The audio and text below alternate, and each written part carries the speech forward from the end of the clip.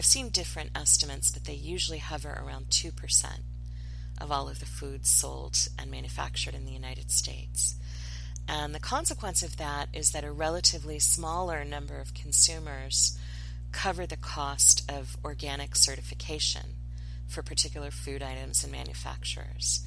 So the more people buy organic, the more the prices can come down, where they're not just being gratuitously inflated by a manufacturer trying to take advantage of the public's interest in organics.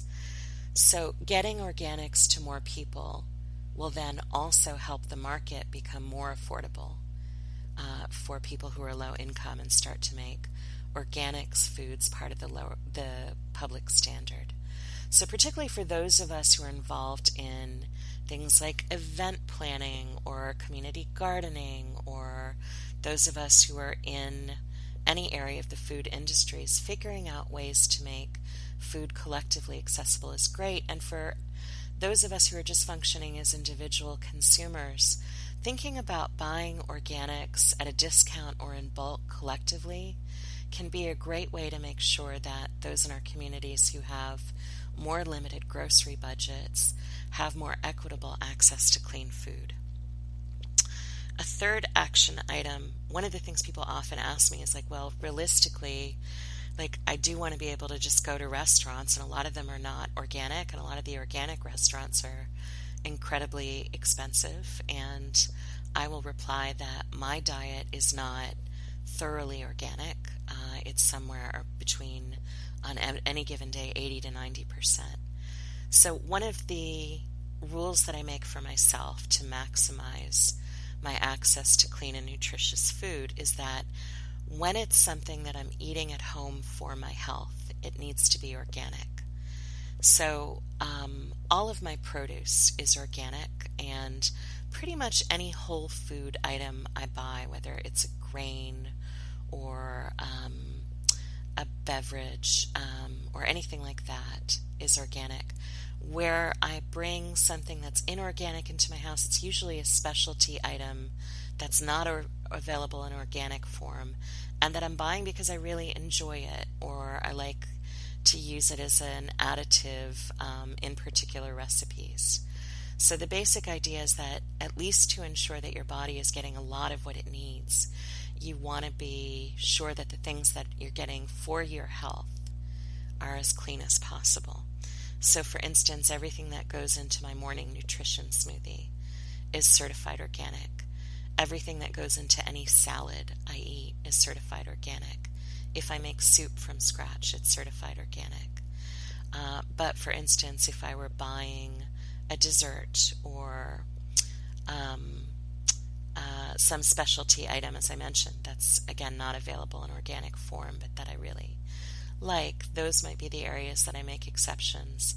And just for practicality, like many people, I will still eat inorganic food when I'm socializing out in the world. But by adhering to that rule, if it's at home for my health, it needs to be organic. That helps me keep my diet, again, generally around 80 to 90% on average.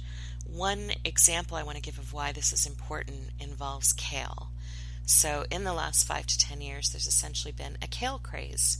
People heard about kale and the fact that it is, or can be at least, one of the most nutrient-packed forms of produce available, that it has just a ton of vitamins and minerals, ideally or usually.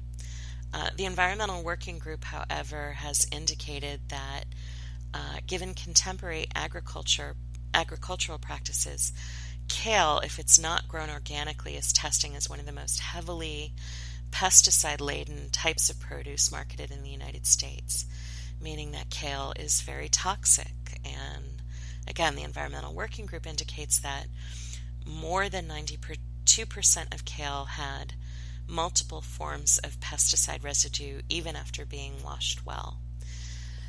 And one of the things that tells us is both that when you eat inorganic kale, you're taking a lot of contaminants into your body, and that with that level of pesticide exposure, a lot of those vitamins and minerals that got everybody so excited about kale have been partially stripped or destroyed in the food production process.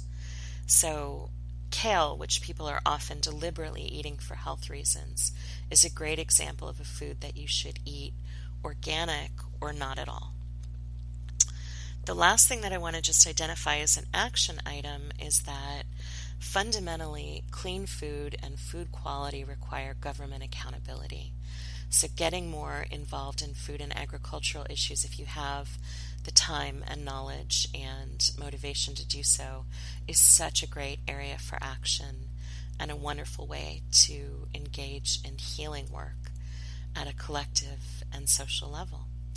So again, I want to thank our audience for joining me today to talk about certified organic standards and facts and fictions. And I want to invite you to join us next time. And if you are on iTunes, please give us 5 stars. You can connect with us on social media. All of the links are available on our website at repairconnect.org. And again, so much appreciation for those of you who are listening and thinking about food and health and healing. Please join us for our next episode focused on nutrition and sleep.